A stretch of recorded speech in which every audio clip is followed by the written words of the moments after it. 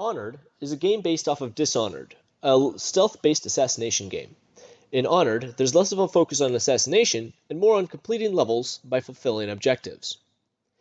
Initially, we planned on having a much larger focus on stealth, but because of a lack of clarity on some stealth systems, it ended up being more consistent and fun to go for a combat approach.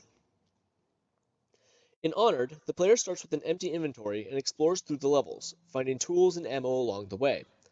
They can also find runes to unlock powerful abilities. It is up to them on how to use them. Players are often given multiple pathways through each level that allow them to choose the way they play. We stuck pretty close to the reference game throughout development. The differences that were created mostly came from time constraints. One example of this are the coins. In Dishonored, they are used for purchasing items and upgrades. We never got to adding a shop system, but the coins work well to show how much of the level a player explored. Because of this, we restructured the coins as scarabs and turned them into a collectible. I think the hardest part about Capstone was that there's 5 different people on our team and we all have good ideas, and trying to figure out whose idea is the best or the best for our game gets really hard sometimes. So one thing that worked really well for us during development was oftentimes we just pick a person and be like, okay, you're in charge of this, you're gonna roll with it. And because of that, we were able to get some features out a lot faster, rather than spending a long time debating and hashing out different versions of it and figuring out the best version with the timeline. It's just not worth doing that, so it's better to just get things out. And when we did that, it worked out really well for us. On the flip side, I think I spent too much time on individual tasks. I have a relatively small amount of things in the game. The biggest 2 things I have are inventory and throwables. I think they came out really, really well, but I just wish I had more to show for it at the end of the project. I don't have that many things I worked on quantitatively. Um, but throughout the whole project, I got really good at blueprints and blueprint communication.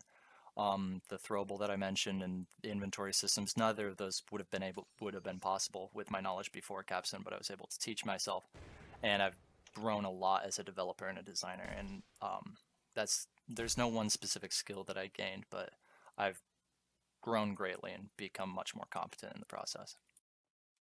Something that worked well for us was to keep our stuff organized. When we started, we wanted to keep everything in its correct folder, and it saved a lot of time by searching for specific things. Components pertaining to the first-person shooter were kept in its own folder, inventory stuff was kept in its own folder, and items were kept in their own folder, etc. Honestly, just organizing and commenting code. I too was a culprit of this when Capstone first started, and jumping into code that you didn't write can become confusing if it wasn't commented or organized.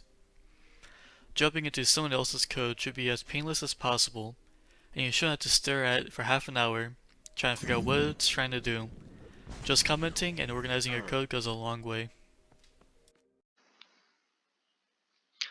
One cool feature that I want to draw attention to is the blink ability.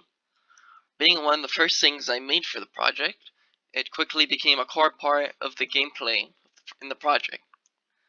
And the blink itself allows the player to quickly traverse the level, and also a good tool in sneaking past enemies. Another thing that went really well through development was the amount of playtesting we got for the project.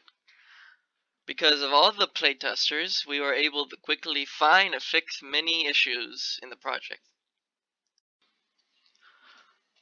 An issue we ran into that was later down the line was that the code in the project was not as modular as it could have been. Because of that, there were many times where we were recreating the same code over and over again.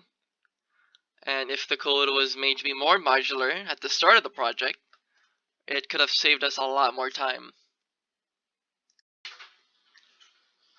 There were many skills that I learned during the development of this project.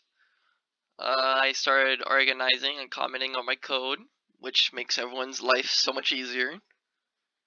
I also dabbled with the basics of AI when I was working with the Nubis bot, and I even learned how to make custom meshes with a skeleton mesh and everything related to that. AI development through Unreal and designing AI was a skill that I worked on in the very first month and tuned until the end. I find AI interesting and an intricate thing to learn and design in a meaningful way for games.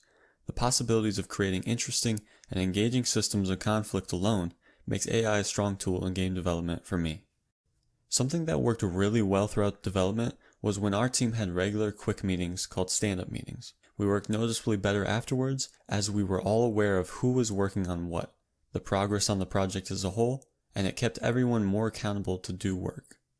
I had problems with not properly planning before scripting, and it led to me having to iterate on a couple blueprints multiple times throughout development. Stopping to plan and write pseudocode and deal with edge cases before starting to work can save a lot of time and effort.